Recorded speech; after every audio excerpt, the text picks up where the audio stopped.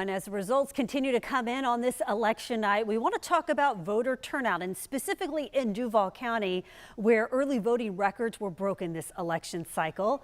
I'm joined now via Zoom by the Duval County Supervisor of Elections, Jerry Holland. Jerry, thank you so much for your time tonight. I imagine very busy. Take us through what's happening right now with the Supervisor of Elections office and those ballots being counted as we speak. Yeah, actually, we've still got a lot of work to do. We'll probably be here for another 4 or 5 hours. You know, just late this afternoon, we got over 4,500 vote-by-mail ballots in. We have to go through the signatures on all those, open those up, count those before we leave and go home tonight. And what we've got behind us is all the trucks coming back in from all the precincts. These are bringing some of the thumb drives that will upload the final results. And then also, we cannot go home until we have everything back in that we can reconstruct the election. The ballots, the thumb drives, so that if tomorrow we ever had to do a recount, we would have it in our possession, as well as all the provisional ballots. So it could be a very late night there. Talk about voter turnout. I mentioned that the early voting broke a record in Duval County. Overall, how has turnout been for Duval County? You know, overall, it seems like we're going to be about the same percentage turnout as 2020. We just, again, it's when voters vote. We had about half the amount of vote-by-mail ballots as we had in 2020. But then again, we had 25,000 more voters voted early voting sites. So today was about 120,000 people coming to the polls. At the end of the day, we're going to be around 74% turnout. 74%. Okay, so I know during voting today, you did have to briefly, for about 40 minutes, shut down one precinct because of a suspicious package. Tell me what happened there, and were there any other glitches today?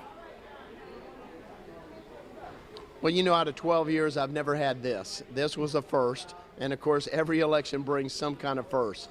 But obviously, there was a suspicious package, actually spotted by a voter as they were going to their car. And it turned out to be a box that was actually there the previous night, left by someone who was homeless. But what it caused was obviously a shutdown so that JSO could clear the area, bring the bomb squad in, make sure everything was safe. During that time, we referred voters to our downtown office, so no one was turned away that they couldn't vote at a location. And so everything proceeded on, and it took about 40 minutes to clear everything out.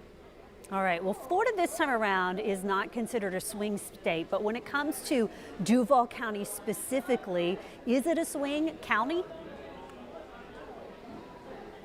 Well, and you know, there's a lot of pride on both sides of the aisle of which party wins that presidential race within their county.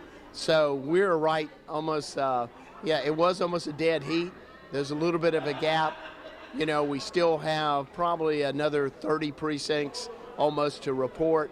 So it'll be down to the wire to see which party wins the county with the presidential race. And so with that amount still needing to be counted, when do you expect all of the tallies to be in? Well, I think before we leave tonight, we will have everything in except the provisional ballots, which we'll start counting those and looking through, see if they're eligible tomorrow starting at noon.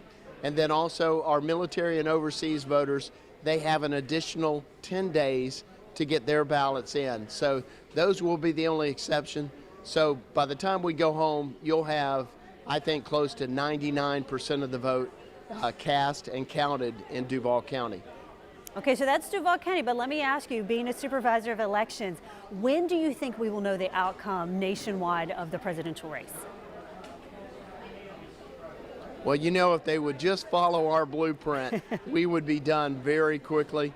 But you know, many of the states, they don't start counting vote-by-mail ballots until after election night, and so that's what takes them so long. So, you know, from what we understand, at the earliest will probably be Thursday night, but I doubt if it'll be that soon before we really know how everyone votes throughout and how each of the states will turn out. Okay, we are going to be watching and waiting. Jerry Holland, Duval County Supervisor of Elections, we'll let you get back to the work there that you're doing as the ballots continue to come in here in Duval County. Thank you so much, Jerry, for joining us. Thank you.